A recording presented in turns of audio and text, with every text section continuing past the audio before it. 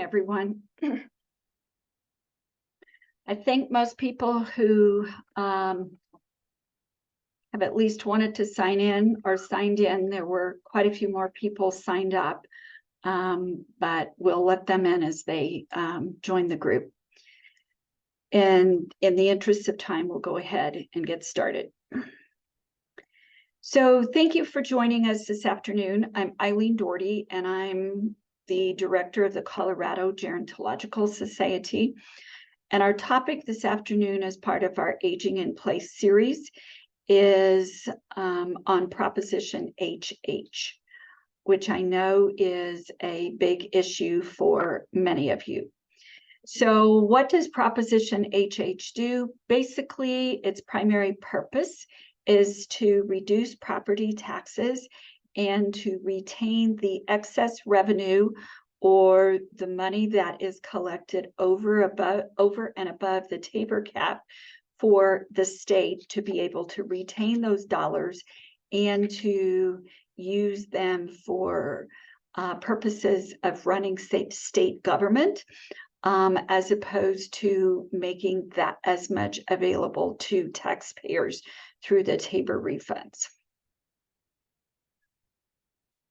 So the ballot question is basically, should the state reduce property taxes for homes and businesses, including expanding property tax relief for seniors, and backfill counties, water districts, fire districts, ambulance and hospital districts, and other local governments, and fund school districts by using a portion of the state surplus up to the Proposition HH cap as defined in this measure.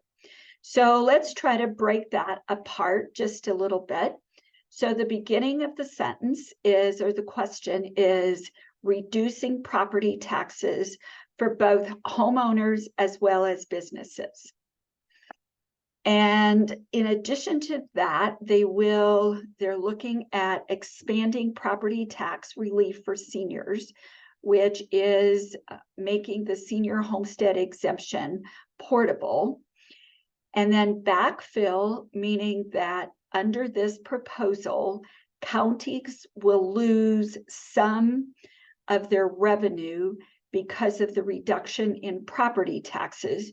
So a portion of the Tabor monies would also be used to help counties, if you will, backfill water districts, fire districts, ambulances, hospital districts, any other government services, if you will. And then in addition to that, they are looking to use a portion of those funds to increase funding for school districts. And basically that any money that is over whatever that cap is for that year would then be either kept by the state of the surplus, and then over that would be refunded, if you will, to the taxpayer.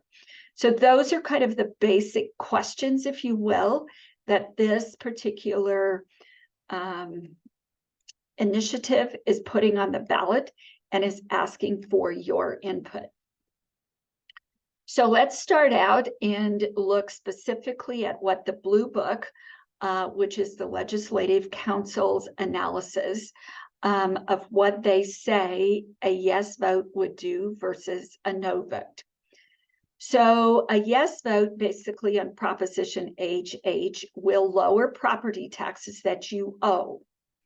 Now we'll look at the amount and the change and see if that is helpful. Allows the state to keep any additional money that would not be refunded to taxpayers, and temporarily changes how the Tabor refunds are distributed, and creates a new property tax limit for most local governments. So again, if we try to unpack what that means, is that basically the state is going to keep money rather any tax money that is kept above the Tabor limit, and they would keep that. up to a certain cap level, and that changes year to year. That's not a number that we specifically have at this point.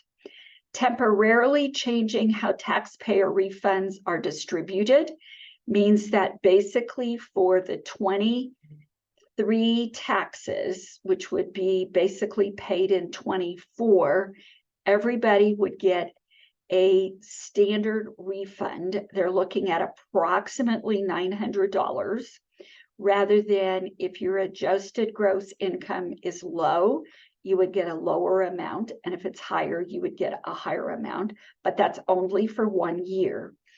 And then creates a new limit for property taxes for local governments.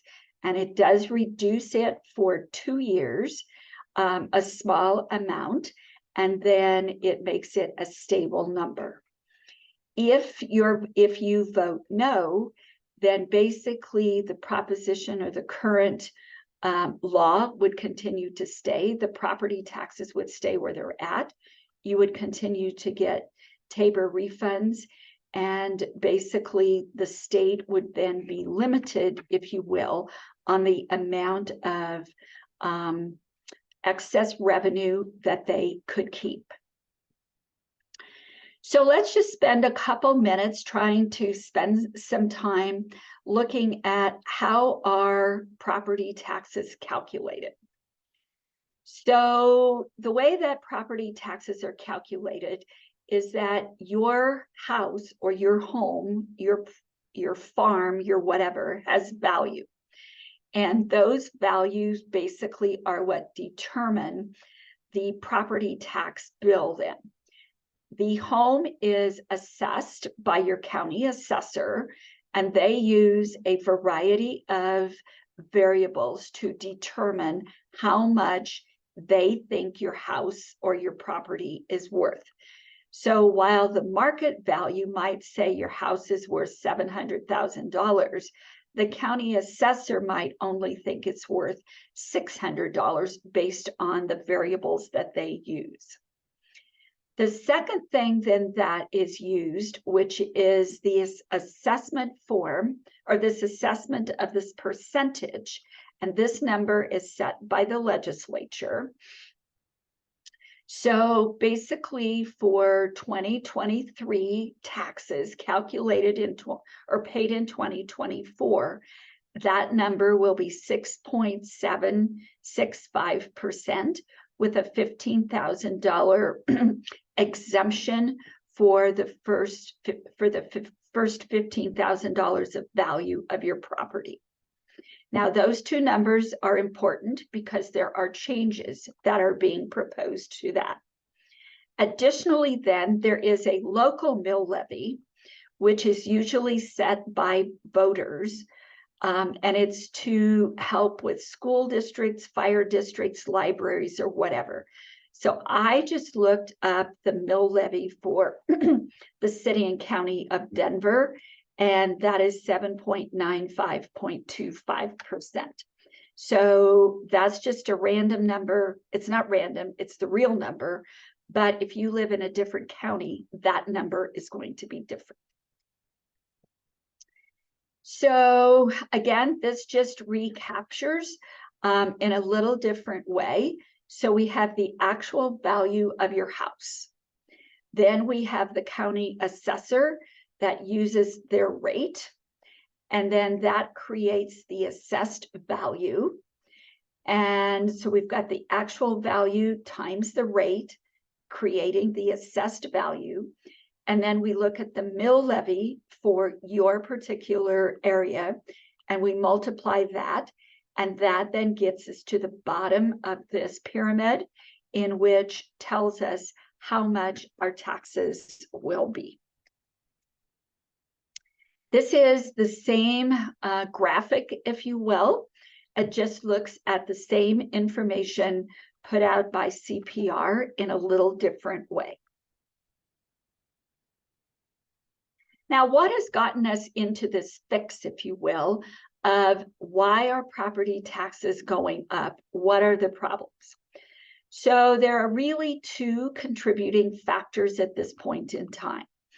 One of the factors is that the value of our homes, of our property in Colorado, and to some extent nationally, has gone up dramatically. This is true regardless of whether you're in California, you're in Kansas, or you're in Washington, D.C. The second thing that happened is that basically for years from 1992 until 2020, we had something called the Gallagher Amendment. And what the Gallagher Amendment originally was set out to do and did for 20 some years, or almost 30, was it basically said that we were going to keep property taxes low. Dennis Gallagher carried that bill specifically because his constituents in North Denver were having difficulty paying their property taxes. And so that is how we got the Gallagher Amendment. And what it primarily did was a number of things.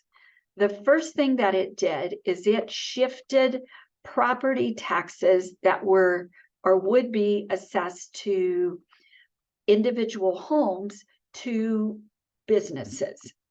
And so what happened as time went on, because there was a formula that we had to stay within, so taxes on businesses increased and they had a much higher tax burden.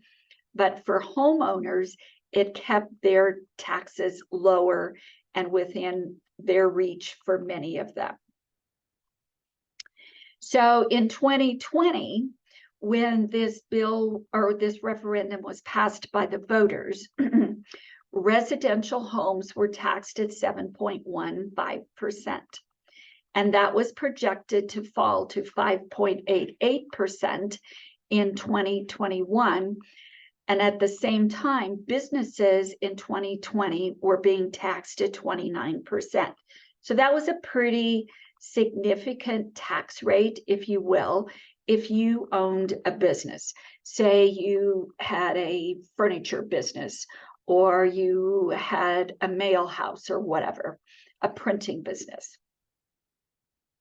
The state also had more responsibility for funding schools. That was seen as part of their job.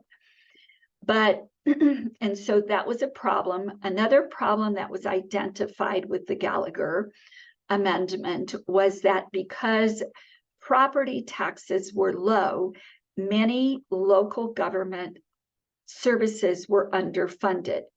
So you may remember that part of the campaign to get rid of Gallagher was to fund like libraries and fire districts and police departments and those kinds of folks, simply because they did not have the tax base to create enough money to fund those services.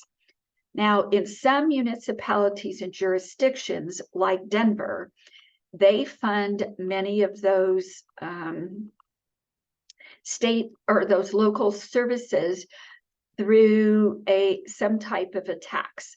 So, for example, there's a penny on every $10, I think, that helps to fund libraries. And there's a lot of those kinds of taxes that Denver taxes themselves over and above the property tax rate for the purpose of being able to have enough money to run the county government. But some municipalities and county governments did not do that. The other thing is that the Colorado Sun suggested that taxpayers basically saved approximately $35 billion from 1982 to 2020. So, because we repealed Gallagher in the fall of 2020, we have two things that are happening. One is if the value of your home goes up, then so do your residential property taxes. So rather than there being an inverse relationship, when values go up, your taxes go down, or the percentage. Now, when the value goes up, the taxes go up. The other is that taxes have gone up by an average of 40%. We had a reassessment in 2022. And at that point in time, both the market value as well as the assessed value of property of your home was probably at its high point. So even now, I think the reports are suggesting that property values are down a little bit, but that's not when the assessment occurred. So that is what has happened as a result of Gallagher being voted out and the taxpayers saying, we do not want Gallagher anymore. So now we're going to switch our attention a little bit to what does Proposition HH do? And basically, it will make 6 changes. So the first change is that it will lower property taxes owed for homes and businesses for at least 10 years compared to what would be owed under current law. So when you take a look at what is the reduction that is being proposed, basically the tax rate for 2023 paid in 24 will be 6.765, and that is being reduced to 6.75. For the following year in 2024, with taxes being paid in 25, if H goes through, is that the projection is that the taxes would be 6.976. If H goes through, it reduces it to 6.7. And then from that point forward, it stabilizes and the rate is 6.7. So it does provide for a reduction in your property taxes. It's just not a particularly large number.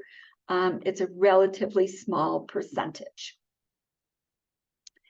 In addition to that, remember I said in the opening statements that there was an exemption of $15,000 of value. It is increasing that to an exemption of $40,000 of value. So if I have my $500,000, $500,000 tax, then I would calculate, if you will, the tax on the first, so 40,000 would be not taxed, and then it would be calculated on $460,000.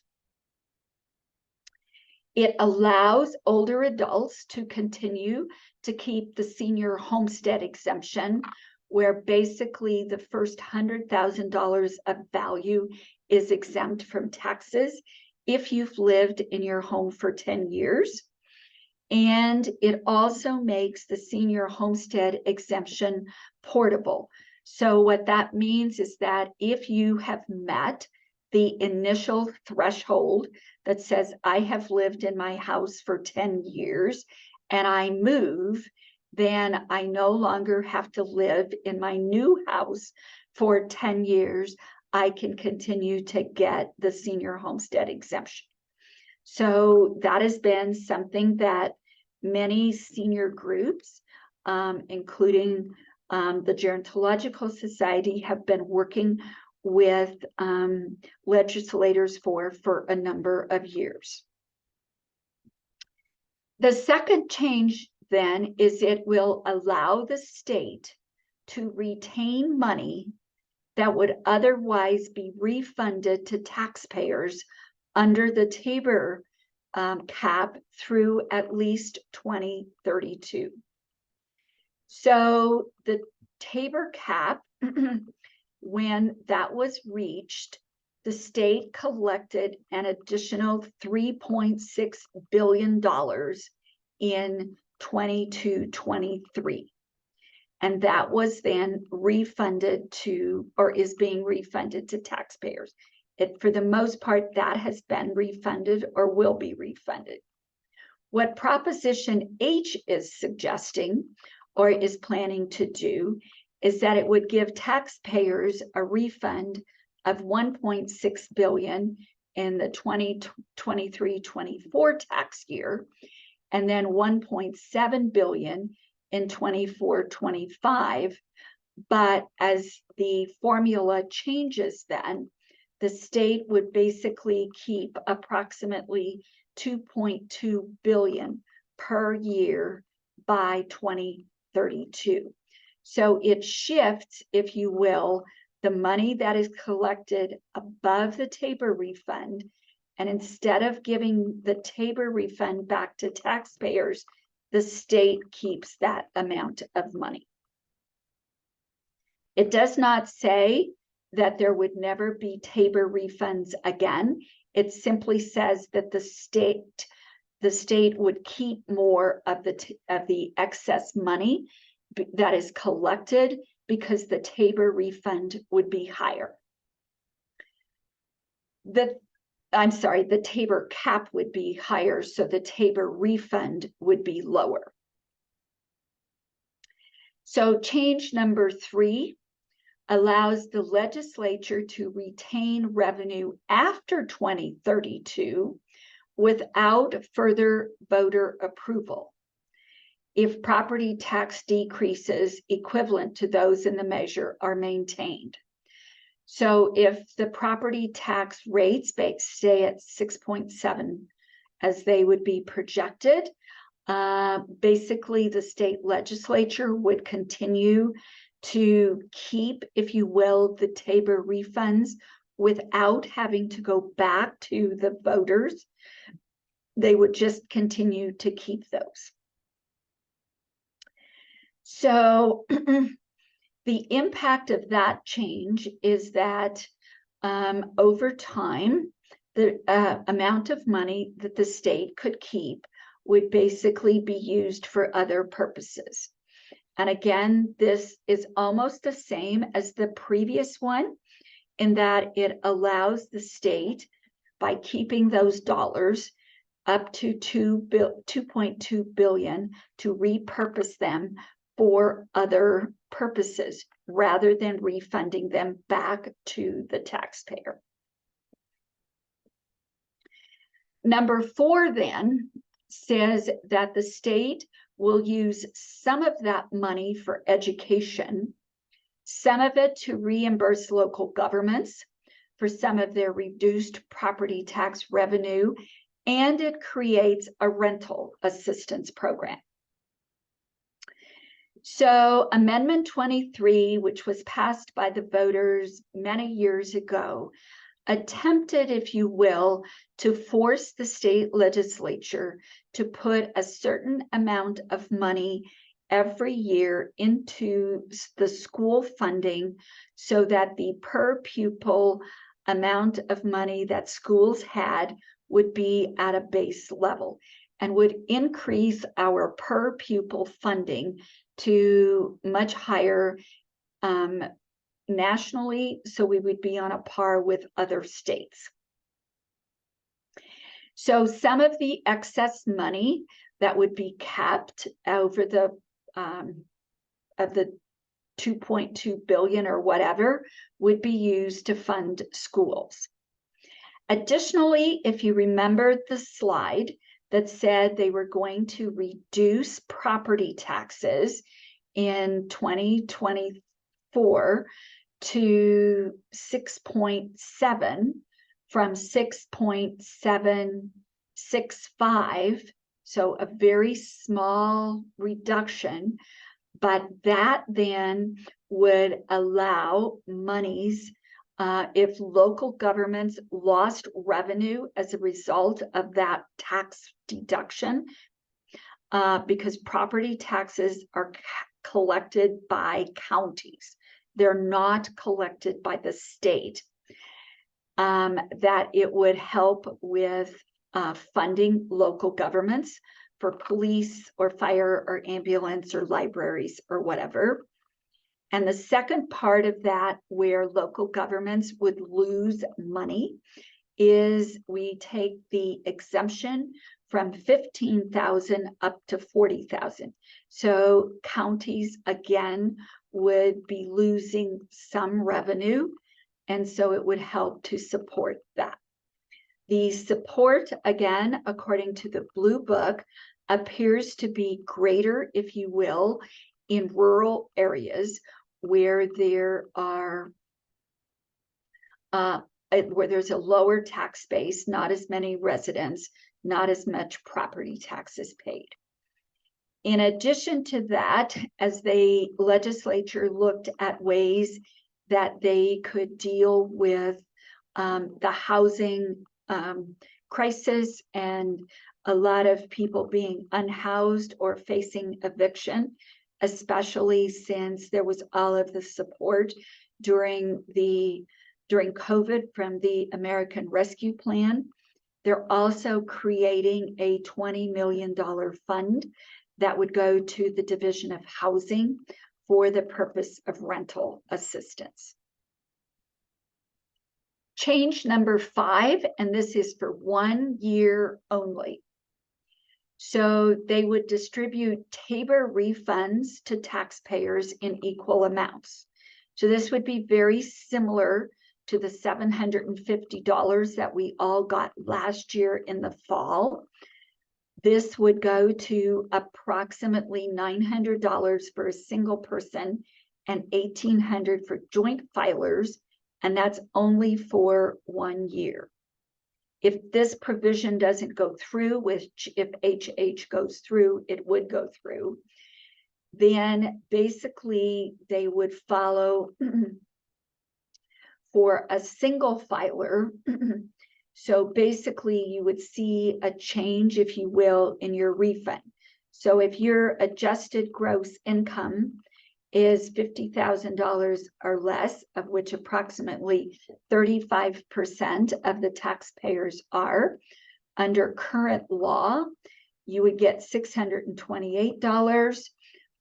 And basically this $900, it would push you up to $898.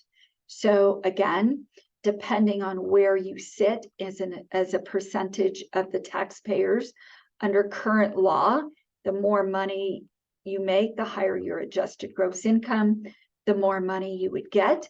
Under Proposition HH, basically everyone would get the same. So higher income earners basically would get less, lower income earners would get more. Then number 6, and the last big change, is it basically puts new limits on the growth of property tax revenue for most local governments. So this again is similar to what we saw in the beginning, which is that local governments basically will collect less property tax revenue, which is 6.7%, the difference of 6.765 versus 6.7. So it's a difference of 0.065%. So little more than 0.5% would be lost by local governments. So they would have less money for roads and police, fire, water, sewers, whatever. And the state would take a portion of the money that they're keeping, and they would send that to local governments. Now, if local governments just on their own do not need any backfilled money from the state, then, and they collect more money than they need or are allowed to keep, then they can simply call a public meeting, adopt an ordinance or a resolution to keep the money and keep it. So again, at this point in time, if local governments, just like the state, collects more money than they are allowed to keep under the Tabor caps, then they have to go to the voters, or they have to do a refund or a rebate. And this would eliminate the local governments having to go to the taxpayers and say, can we keep the money? They simply could get together and decide whether or not they're going to keep it. And then if they decide to keep it, then that would just go into their coffers. And then the state would only reimburse counties if funds are available. So if we are in a recession, if the state does not collect as much money as they need up to the Tabor cap for that year, then basically there would be no money to help backfill local governments. So let's ask the question, what is the impact on your property taxes and the Tabor refund?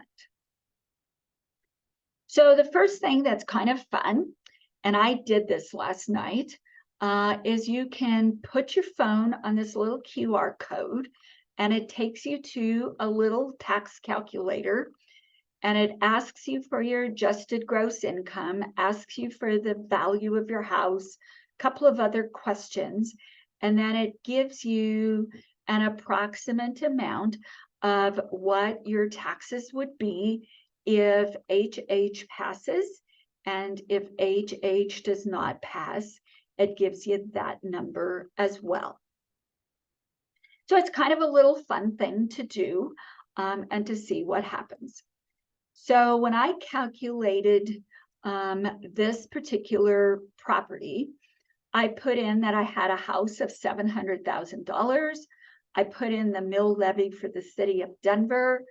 And basically, if HH passes, my taxes would be $3,463 in 2020.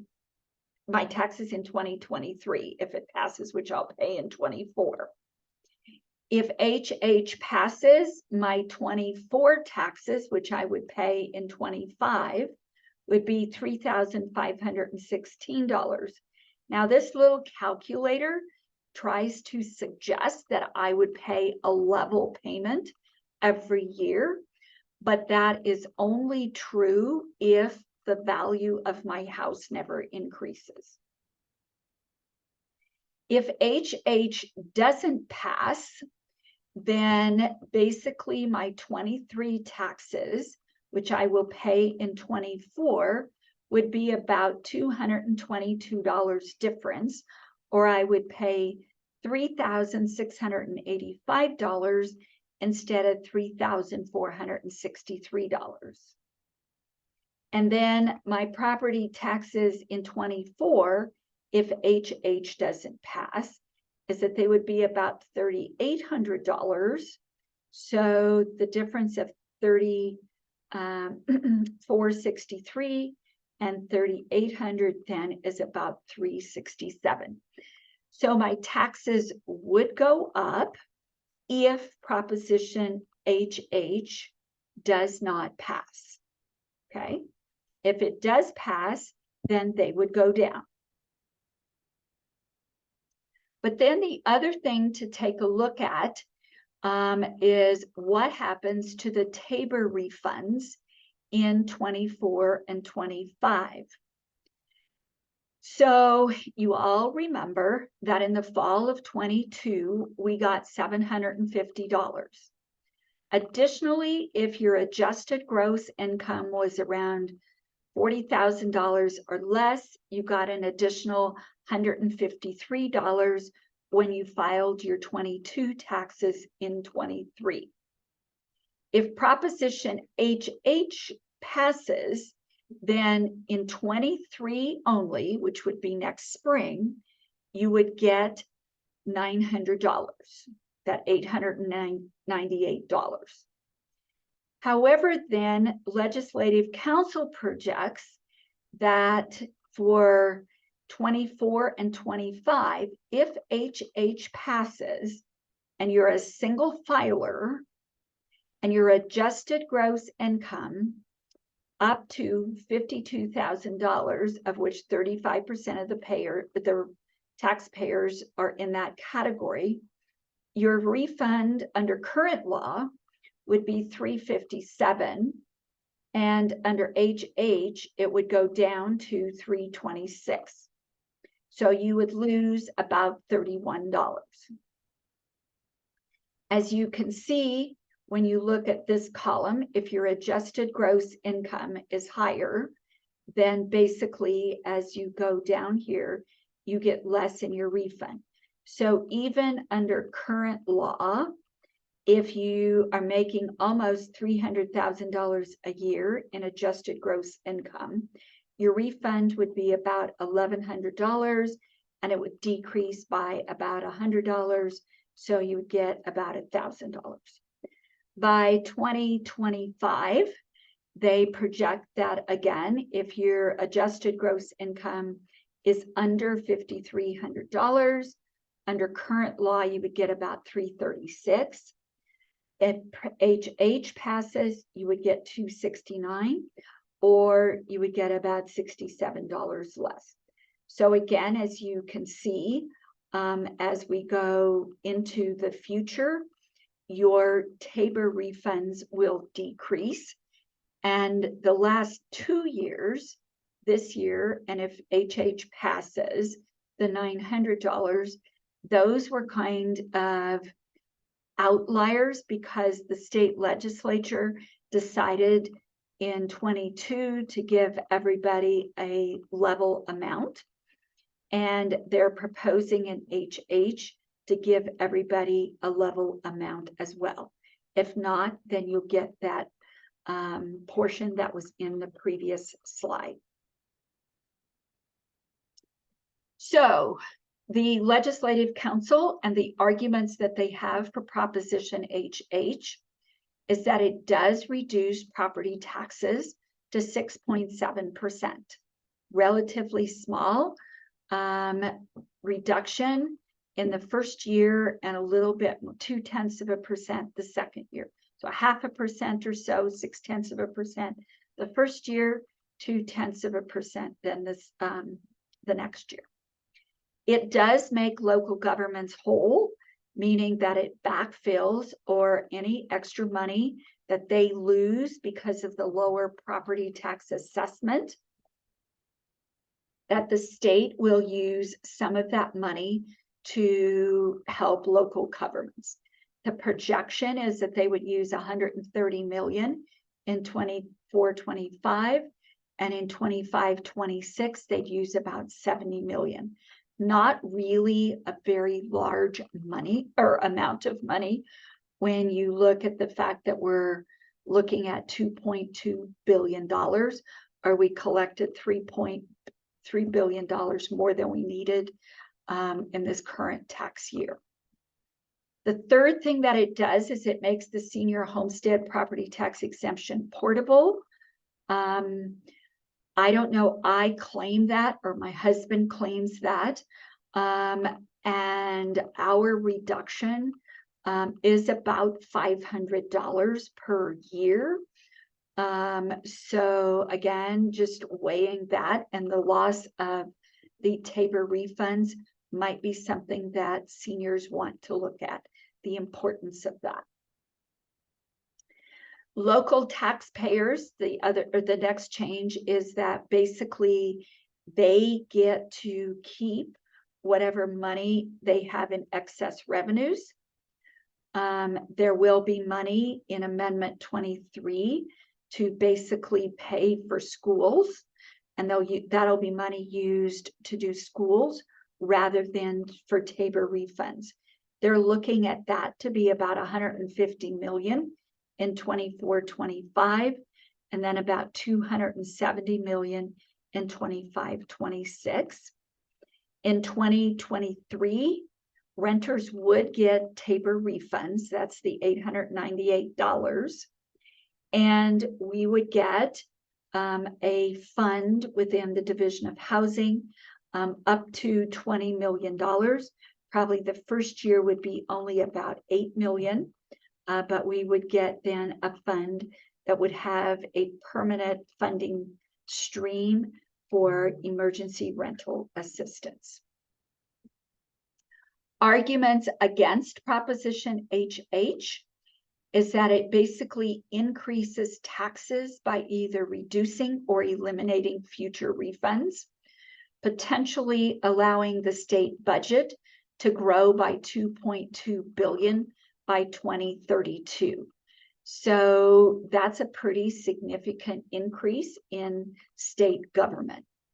It also gives the state legislature the power, if you will, to extend the Tabor cap forever without ever having to go back to the voters in the future.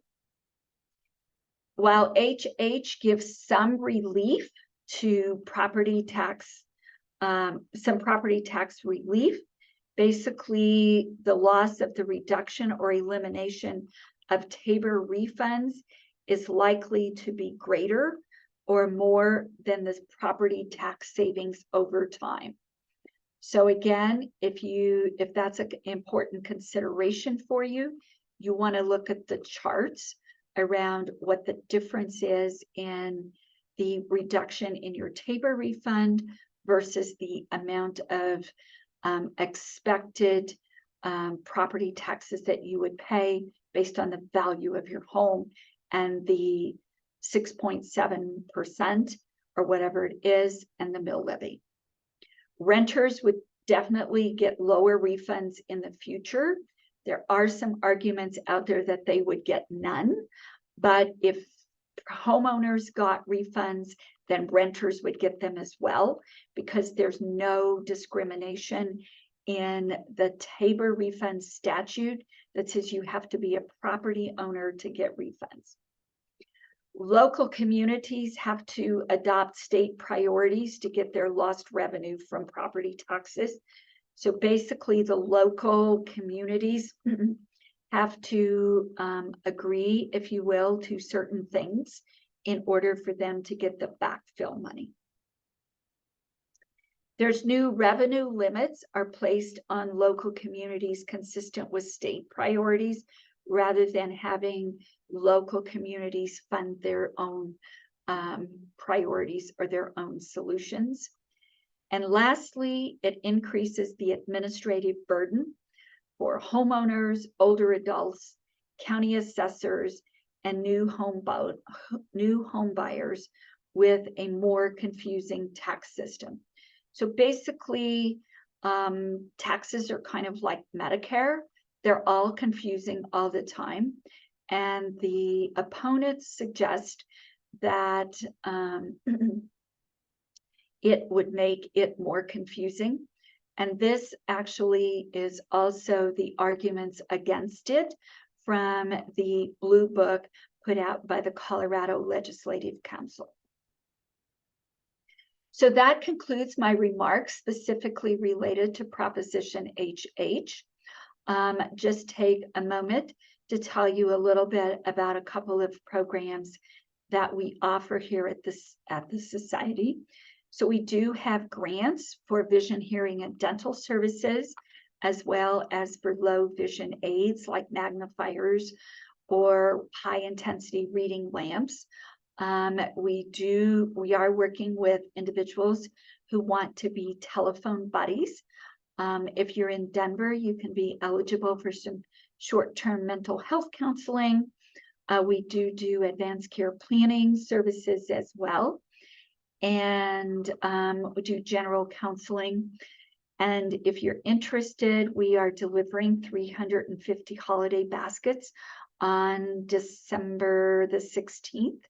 If you would like to receive a basket and you're on the Stay Well News mailing list, please return the form. If you need a form, you can get one at the website or you can call our office. If you're interested in helping to deliver, we're still looking for a number of people to do that.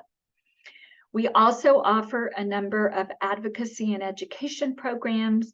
So we'll be doing our Salute to Seniors in May in person as well as on Zoom again. Medicare Monday is currently ongoing and will go on through basically a week before Thanksgiving. This is a series of educational programs as well as lunch and learns that we'll be doing on Wednesdays.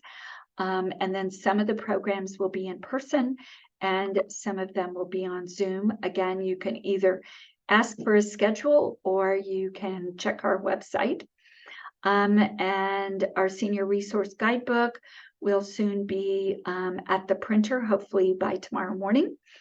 And so we'll have copies available in libraries throughout the state.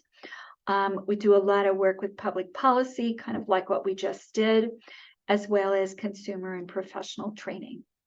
So with that, I will conclude my remarks and I will open up the chat. And I see there's a few questions in here at this time. So the first question says, the legislature drew up this proposition